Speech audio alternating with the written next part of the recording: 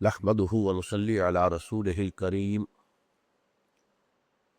أما بعد فقد قال الله تبارك وتعالى كما ورد في سورة الصف أعوذ بالله من الشيطان الرجيم بسم الله الرحمن الرحيم سبح لله ما في السماوات وما في الأرض وهو العزيز الحكيم يا أيها الذين آمنوا لم تقولون ما لا تفعلون كبر مقتا عند الله أن تقولوا ما لا تفعلون إن الله يحب الذين يقاتلون في سبيله صفا كأنهم بنيان مرصوص وإذ قال موسى لقومه يا قوم لم تؤذونني وقد تعلمون أني رسول الله إليكم فلما زاغوا وزاغ الله قلوبهم والله لا يهدي القوم الفاسقين وإذ قال عيسى ابن مريم يا بني إسرائيل إني رسول الله إليكم مصدقا لما بين يدي من التوراة ومبشرا برسول يأتي من بعد اسمه أحمد فلما جاءهم بالبينات قالوا هذا سحر مبين ومن أظلم ممن افترى على الله الكذب وهو يدعى إلى الإسلام والله لا يهدي القوم الظالمين يريدون ليطفئوا نور الله بأفواههم والله متم نوره ولو كره الكافرون صدق الله العظيم رب اشرح لي صدري ويسر لي امري واحلل عقدة من لساني يفقهوا قولي اللهم ربنا الهمنا رشدنا واعذنا من شرور انفسنا اللهم ارنا الحق حقا وارزقنا اتباعه وارنا الباطل باطلا وارزقنا اجتنابه اللهم وفقنا لما تحب وترضى آمین یا رب العالمین۔ سورہ صف پر اس سے قبل ہماری دو نشستیں ہو چکی ہیں، جن میں ایک تو میں نے ابتدائی تعارف کے طور پر قرآن حکیم میں جو 10 سورتوں کا ایک گلدستہ ہے، مدنی صورتیں، ان کا اجمالی تعارف کرایا تھا اور ان کے بعض مشترک اوصاف کا حوالہ دیا تھا۔ ان میں سے دو چیزیں یاد کر لیجئے۔ ایک یہ کہ ان میں ملامت کا انداز ہے، مسلمانوں کو ملامت کی جا رہی ہے، بلکہ زیادہ سخت نہ سمجھیں تو زجر ڈانٹ ڈپٹ کی جا رہی ہے۔ اور دوسرے یہ کہ مسلمانوں کے سامنے سابقہ امت مسلمہ نے یعنی یہود کو پیش کیا جا رہا ہے بطور نشان عبرت کہ تم سے پہلے وہ تھے امت مسلمہ، انہوں نے جب دین کے تقاضوں کو پورا نہ کیا تو وہ معزول کر دیے گئے اور تم اس مقام کے اوپر فائز کیے گئے۔ اب دیکھنا کہیں ایسا نہ ہو، اس آئینے میں اپنی تصویر دیکھ لو، کہیں ایسا نہ ہو کہ تم بھی انہی راستوں پر چل۔ تو پہلا حصہ جو ہے اس سورہ مبارکہ کا، جو 4 آیات پر مشتمل ہے، جو ہم پڑھ چکے ہیں، اس میں وہ تمہید ہے۔ آسمانوں اور زمین میں جو کچھ ہے اللہ کی تسبیح کر رہا ہے، اور وہ زبردست ہے، کمال حکمت والا۔ یعنی اگر تم بھی صرف تسبیح اور تحمید ہی تک رہو، اللہ اللہ سبحان اللہ الحمدللہ ہی کا اگر وظیفہ کرو، تو یہ جمادات اور نباتات بھی کر رہے ہیں، پھر تمہارا مقام کیا ہوا؟ نمبر 2 یہ کہ سب سے بڑھ کر تو یہ فرشتے کر رہے ہیں۔ تمہاری جو تخلیق ہوئی اور تمہیں جو خلافت عرضی عطا کی گئی، اس کا تو تقاضا کچھ اور ہے۔ ان تقاضوں کو سمجھو۔ یہ تسبیح اور یہ تحمید یہ بھی ہے، تمہیں کرنی ہے، تمہیں کرنی چاہیے، لیکن اس سے آگے بڑھ کر کوئی تقاضا ہے۔ اب اس میں ڈانٹ ڈپٹ کا انداز آ گیا بہت ہی واضح۔ یا ایھا الذین آمنوا لم تقولون ما لا تفعلون، اہل ایمان کیوں کہتے ہو جو کرتے نہیں؟ جب تم دعویٰ کرتے ہو اللہ پر ایمان کا تو اس کے تقاضے پورے کرو۔ اللہ پر ایمان کا ایک تقاضا یہ ہے کہ اس کی تسبیح کی جائے، تحمید کی جائے، سبحان اللہ و بحمدہ، سبحان اللہ العظیم، اس کا ذکر کیا جائے، یہ بھی ہے۔ لیکن اللہ کا تقاضا تم سے تو اصلاً یہ ہے کہ تم اللہ کے دین کو غالب کرنے کے لیے، اللہ کے کلمے کو سربلند کرنے کے لیے سر دھڑ کی بازی لگا دو۔ اس اعتبار سے علامہ اقبال کے دو اشعار جو ہیں وہ بہت اہم ہیں، جو ان پہلی 4 آیتوں کے جو اصل مفہوم ہے اس کو واضح کرتے ہیں۔ فرماتے ہیں مقام بندگی دیگر، مقام عاشقی دیگر، ز نوری سجدہ می خواہی، ز خاکی بے شزاں خواہی، چنا خود را نگہ داری کہ بائی بے نیازی ہا، شہادت بر وجود خود ز خون دوستاں خواہی۔ کہ ایک ہے مقام بندگی، عبادت، اطاعت، تسبیح، تحمید، رکوع، سجود، یہ کچھ اور مقام ہے، اور مقام عاشقی یہ کچھ اور ہے۔ اہل ایمان سے تو اللہ کا عشق مطلوب ہے۔ سورہ بقرہ میں جو فرمایا والذین آمنوا اشد حبا للہ، عربی میں لفظ عشق زیادہ استعمال نہیں ہوتا، یہ فارسی میں آ کر یہ لفظ جو ہے زیادہ کثرت سے استعمال ہوا ہے عربی کا لفظ، لیکن یہ کہ عشق کے لفظ کے اندر ایک طرح کا منفی پہلو ہے۔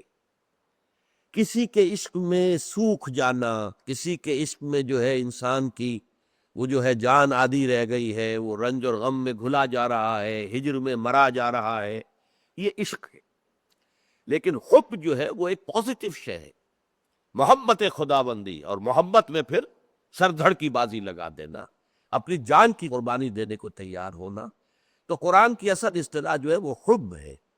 والذین آمنوا اشد حبا للہ، عشق کا لفظ قرآن میں نہیں آیا ہے، لیکن ہمارے ہاں فارسی شاعری جس میں پھر علامہ اقبال نے بڑا نام پیدا کیا ہے، اس میں زیادہ تر لفظ عشق آتا ہے۔ مقام بندگی دیگر، مقام عاشقی دیگر، ز نوری سجدہ می خواہی، جو نوری مخلوق ہے اللہ تو نے پیدا کی ہے، فرشتے، ان سے تو سجدہ، رکوع، تسبیح، تحمید، اطاعت، بس اس کے اوپر راضی ہے۔ ز خاکی، یہ جو خاکی انسان تو نے پیدا کیا، آدم اور اس کی ذریت، ز خاکی بے شزا خواہی، اس خاکی سے تو اور زیادہ چاہتا ہے، کچھ اور تقاضے ہیں تیرے۔ وہ تقاضے کیا ہیں؟ چنا خود را نگہ داری، تجھے اپنی ذات کی عزت کا، عزت نفس کا اتنا لحاظ ہے کہ بائی بے نیازی ہا، کہ اگرچہ تو بے نیاز ہے، سبوح قدوس، تجھے کوئی احتیاج نہیں ہے، اپنی ذات میں کامل، لیکن اس ساری بے نیازی کے باوجود شہادت بر وجود خود ز خون دوستاں خواہی، تو اپنے عاشقوں اور محبوں کے خون سے چاہتا ہے کہ گواہی دے تیرے وجود پر، تیری توقیف پر۔ یہ جان دینا، گردن کٹوانا، جس کے لیے حضور کی حدیث بارہا آپ کو سنائی، لَوَدِدتُّ أَنْ أُقْتَلَ فِي سَبِيلِ اللَّهِ ثُمَّ أُحْيَا ثُمَّ أُقْتَلَ ثُمَّ أُحْيَا ثُمَّ أُقْتَلَ،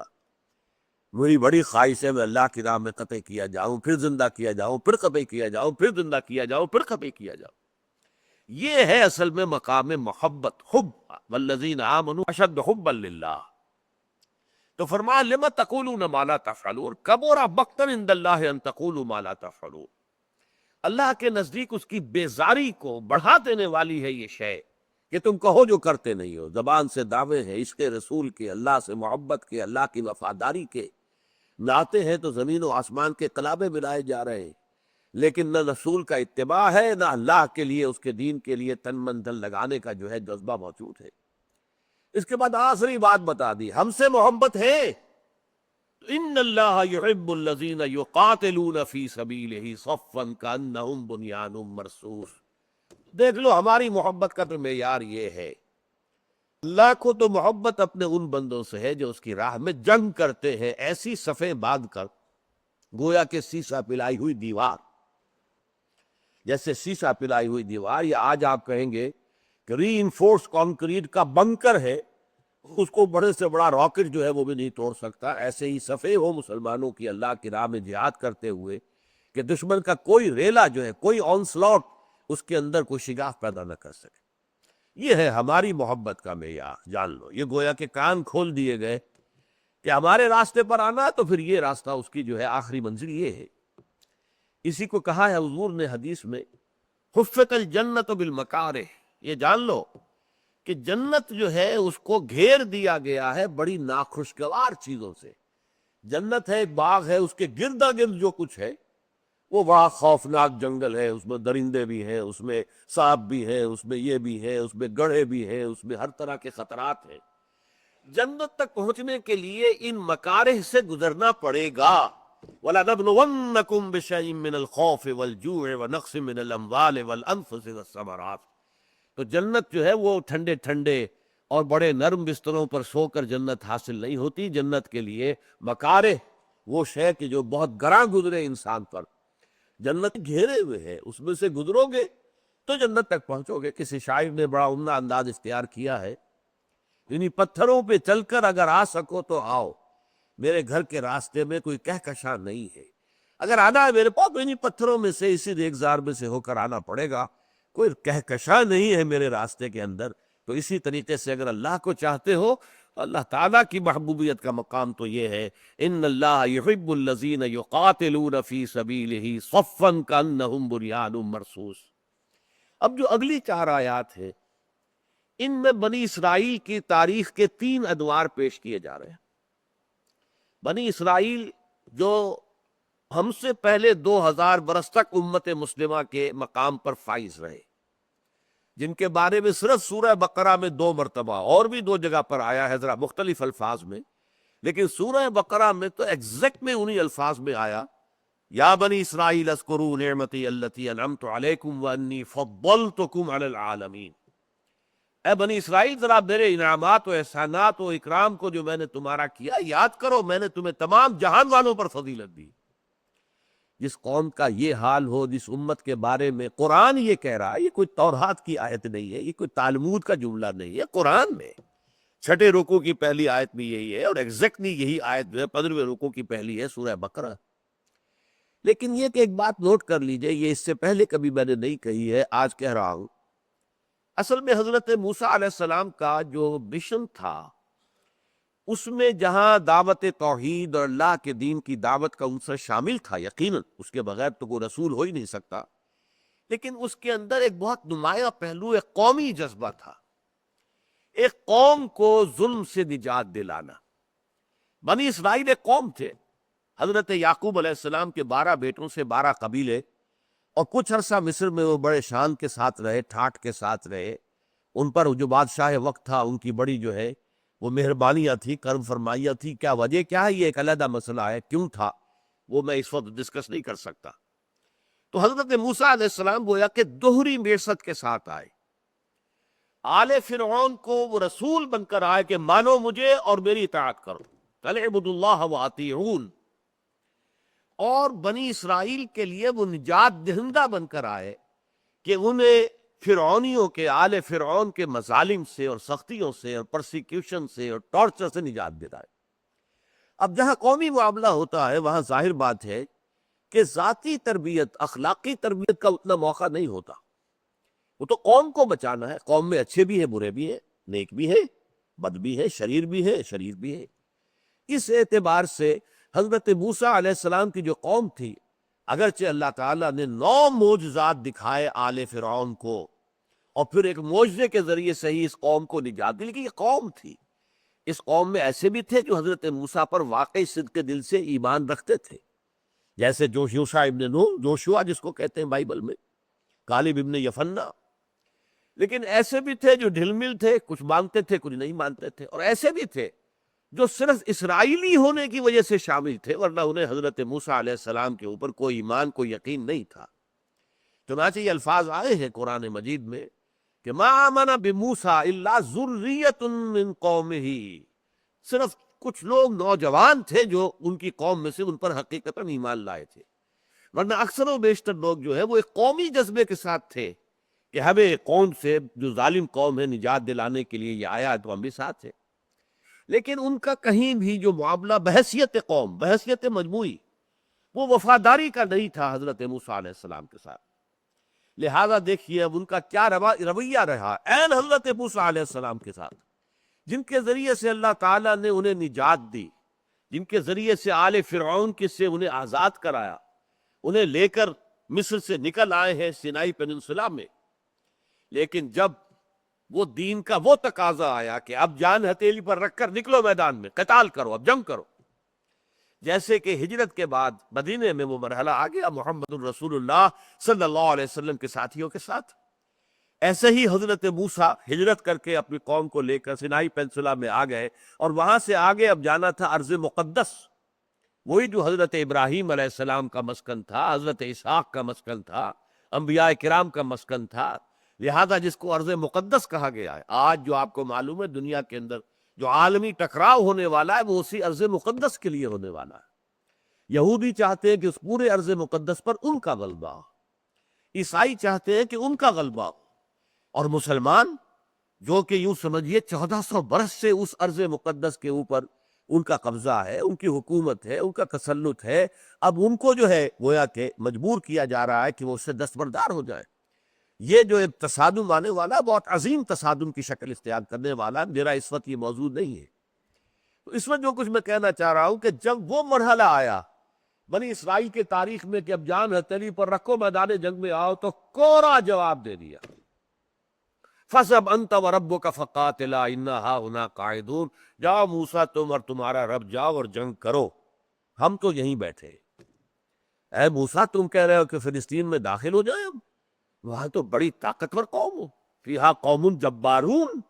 ہم ان سے مقابلے کی سکت نہیں رکھتے، تم جاؤ اپنی لاٹھی لے جاؤ۔ لٹھیا یہ جو ہے اس نے بڑے بڑے مار کے سر کیے ہیں، اس لٹھیا نے، اس عصا نے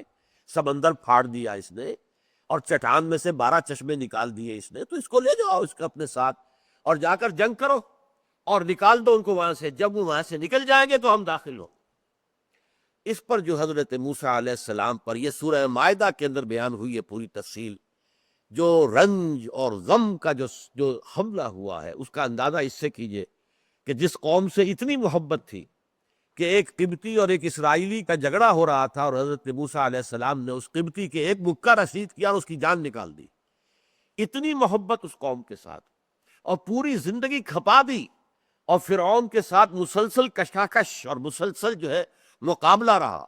اور اس کے بعد وہاں سے لے کر نکلے ہیں، لیکن اسی قوم کے بارے میں پھر جو ہے ایک طرح کی بیزاری تاری ہوئی، وہی بیزاری مقت کا لفظ جو میں نے پچھلی مرتبہ واضح کیا تھا، کبرا مقتا عند اللہ، ایک غصہ ہوتا ہے کہ غصے سے آگے جا کر بیزاری ہو جاتی، ایک غصے میں تو آدمی جو ہے کسی کے اوپر جو ہے غصہ اتارتا ہے، بات کرتا ہے، برا بھلا کہتا ہے، بیزاری میں اس کو دیکھنا بھی نہیں چاہتا، اس سے کلام بھی نہیں کرنا چاہتا، وہ بیزاری حضرت موسیٰ پر طاری ہوئی، چنانچہ انہوں نے اللہ تعالیٰ سے دعا کی، پروردگار میری یہ قوم جو ہے انکار کر رہی ہے جہاد اور قتال سے، فَافْرُقْ بَيْنَنَا وَبَيْنَ الْقَوْمِ الْفَاسِقِينَ، تو اب ہمارے اور اس فاسق لوگوں کے مابین ہمارے کون ہیں؟ ایک حضرت موسیٰ، ایک حضرت ہارون، اور 2 عورتیں بنی اسرائیل میں سے، 6 لاکھ میں سے صرف 2 نکلے تھے، یوشع ابن نون اور کالف ابن یمنہ، کہ جو جنگ کے لیے تیار تھے، باقی 6 لاکھ کے 6 لاکھ جو ہے کوڑا جواب دے کر بیٹھ گئے، اِنَّا ہَاهُنَا قَاعِدُونَ۔ تو فَافْرُقْ بَيْنَنَا وَبَيْنَ الْقَوْمِ الْفَاسِقِينَ، تو اللہ اب تفرقہ کر دے، علیحدگی کر دے، میں اب ان ناہنجاروں کے ساتھ رہنا نہیں چاہتا،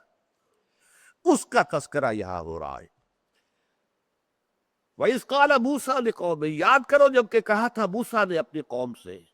یا قوم، اے میری قوم کے لوگوں، لِمَ تُؤْذُونَنِی، کیوں مجھے اذیت پہنچا رہے ہو، کیوں مجھے کوفت پہنچا رہے ہو، کیوں مجھے تکلیف دے رہے ہو، وَقَدْ تَعْلَمُونَ أَنِّي رَسُولُ اللَّهِ إِلَيْكُمْ،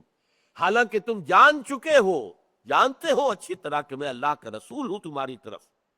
فَلَمَّا زَاغُوا، تو جب وہ ٹیڑھے ہو گئے، أَزَاغَ اللَّهُ قُلُوبَهُمْ، اللہ نے ان کے دلوں کو بھی ٹیڑھا کر دیا، وَاللَّهُ لَا يَهْدِي الْقَوْمَ الْفَاسِقِينَ، اور اللہ ایسے فاسقوں کو، ناہنجاروں کو، ایسے اللہ تعالیٰ کے نافرمانوں کو اللہ زبردستی ہدایت نہیں دیتا۔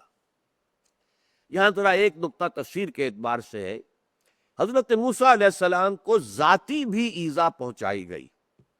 جیسے حضور کو پہنچائی گئی۔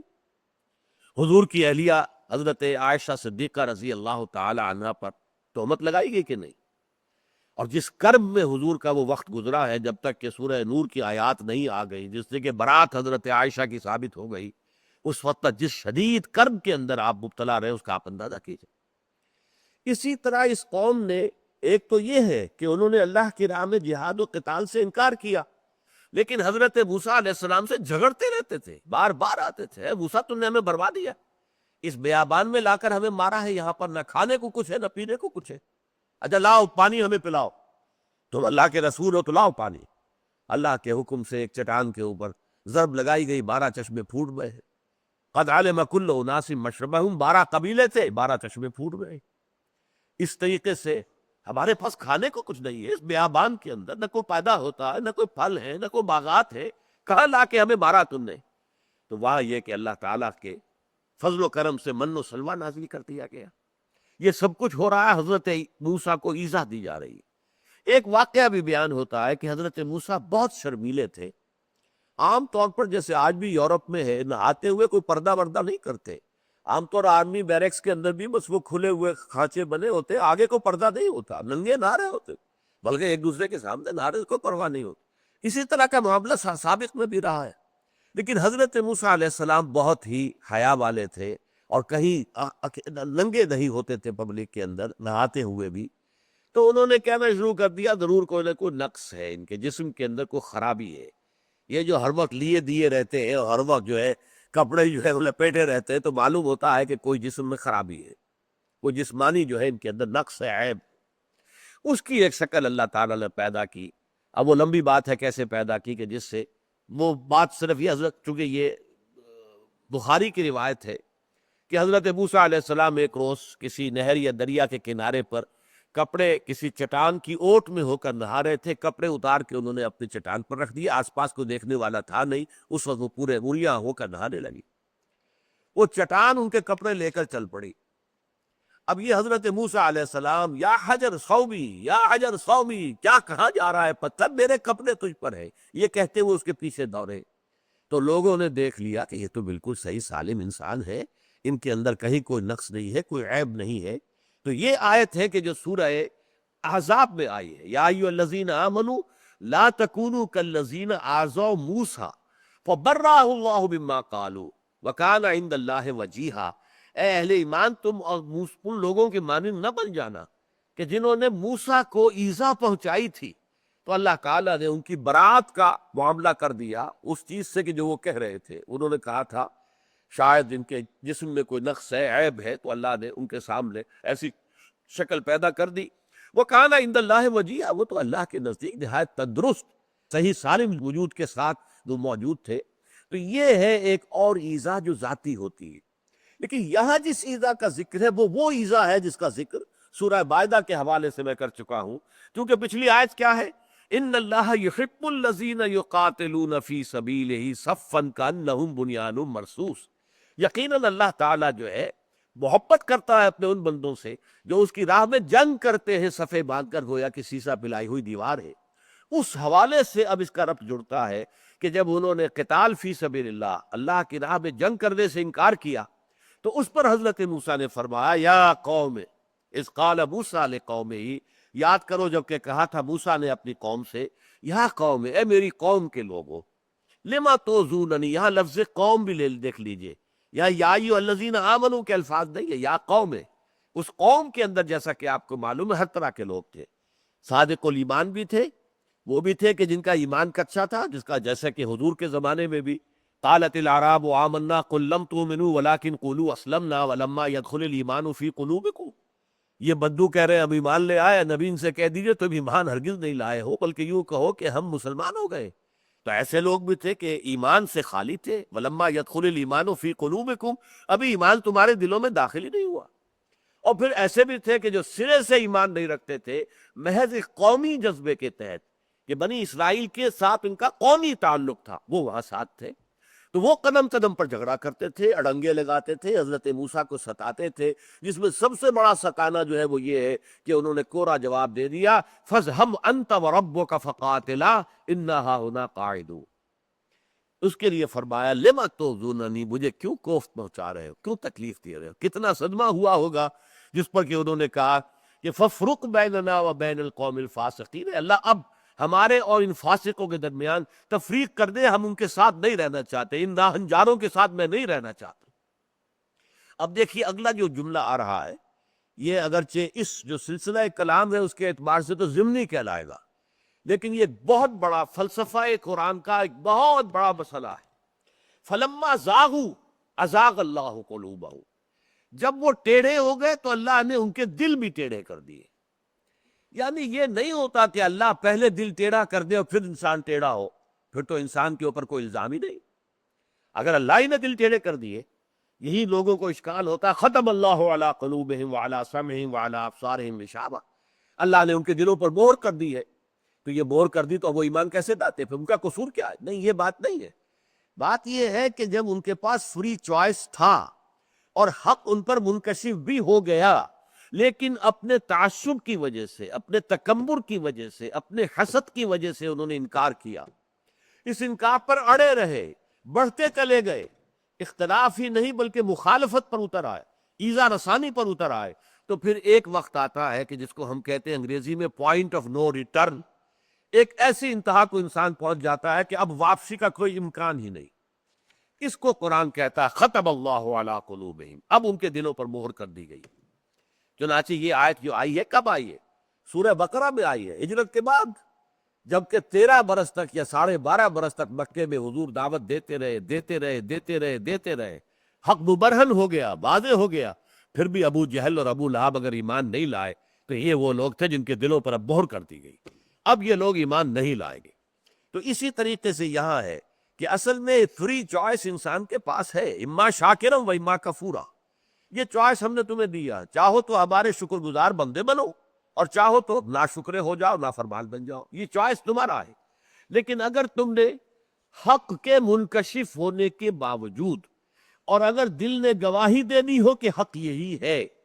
اس کے بعد بھی اپنے تعصب کی وجہ سے، تکبر کی وجہ سے، حسد کی وجہ سے اگر تم نے کفر کیا اور کفر پر اڑے رہے، تو رفتہ تمہارے اندر سے حق کو پہچاننے کی صلاحیت ختم ہو جائے گی۔ اور یہ فزیکل فینومینن بھی ہے۔ اگر کسی شخص کے آنکھوں پر پٹی باندھ دی جائے، 2 سال تک پٹی بندھی رہے، تو آنکھ کی بینائی ختم ہو جائے گی۔ کیوں؟ آنکھ بنائی دیکھنے کے لیے، دیکھنے کا فنکشن آپ نے ختم کر دیا، تو اس کی صلاحیت جو ہے کم ہوتے ہوتے ختم ہو جائے گی۔ آپ ایک جوائنٹ کے اوپر پلاسٹر لگا دیجئے، صحت مند جوائنٹ ہے، پلاسٹر آپ نے لگا دیا، اب یہ کوہنی مڑ نہیں سکتی۔ سال بھر تک اگر یہ جوائنٹ جو ہے پلاسٹر میں رہے گا تو اب یہ جو فریز ہو جائے گا یہ جوائنٹ، اب اس کو کھول کر پلاسٹر کو آپ ہلانا چاہیں گے، نہیں ہلے گا، اس لیے کہ جوائنٹ کا کام تھا یہ جنبش کرنا، لیکن اگر تم نے اس کو بند کر دیا تو صلاحیت ختم ہو جائے گی۔ اسی طرح اللہ نے تمہارے اندر جو عقل رکھی ہے، اللہ نے جو بصیرت رکھی ہے، تمہارے اندر روح اپنی پھونکی ہوئی ہے، وہ حق کو پہچانتی ہے، حق کی طرف آنا چاہتی ہے۔ تم اپنے تعصب کی وجہ سے، تکبر کی وجہ سے، دنیا پرستی کی وجہ سے، شہوت پرستی کی وجہ سے تم اس کا اعراض کرتے ہو، اسے انکار کرتے ہو، تو تمہارے اندر سے وہ صلاحیت جو ہے وہ ختم ہو جائے گی، اب تم دیکھ ہی نہیں پاؤ گے حق کو۔ اور یہی ہے جس کو کہا گیا کہ ختم اللہ علی قلوبہم، اور اسی کے لیے دوسرے الفاظ بھی قرآن مجید میں آتے ہیں، تو یہاں اس کا فلسفہ جو ہے سمجھ لیجئے، طبع اللہ علی قلوبہم بھی آتا ہے، مہر کر دی ان کو اللہ تعالیٰ نے ان کے دلوں پر۔ تو یہاں فرمایا فلما زاغوا، جب وہ ٹیڑھے ہو گئے، ازاغ اللہ قلوبہم، اللہ نے ان کے دلوں کو بھی ٹیڑھا کر دی۔ واللہ لا یہدی القوم الفاسقین، اللہ ایسے فاسقوں کو زبردستی ہدایت نہیں دیتا۔ چوائس تو دے رکھا ہے تمہیں، ہدایت پر آنا چاہو آ جاؤ، اور تمہارے لیے ہدایت کا راستہ اللہ آسان کرتا چلا جائے گا۔ فَسَنُيَسِّرُهُ لِلْيُسْرَىٰ، لیکن غلط راستے پہ جاؤ گے تو اللہ اس غلط راستے کو تمہارے لیے آسان کر دے گا۔ تھوڑی بے حیائی ہوگی، پھر اور بے حیائی ہوگی، پھر اور بے حیائی ہوگی، پھر اور بے حیائی ہوگی، وہ ساری کی ساری بے حیائی کی انتہا کو پہنچ جاؤ گے، یہاں تک کہ ایسے مقام پر پہنچ جاؤ گے کہ پھر حیا کا کوئی نام و نشان نہیں رہے گا، اور حیا جو ہے وہ بھولی مصری بات بن جائے گی۔ وہ اللہ تعالیٰ ایسے لوگوں کو زبردستی ہدایت نہیں دیتا، یہاں تو امتحان ہے۔ اللہ نے تمہیں عقل دی ہے، بصیرت دی ہے، اس سے حقائق کو پہچانو، ان پر ایمان لاؤ۔ اللہ تعالیٰ جو ہے واللہ لا یہدی القوم الفاسقین، اللہ ایسے فاسقوں کو، ایسے ناہنجاروں کو زبردستی ہدایت نہیں دیتا۔ بارک اللہ لی ولکم فی القرآن العظیم ونفعنی وإیاکم بالآیات والذکر الحکیم۔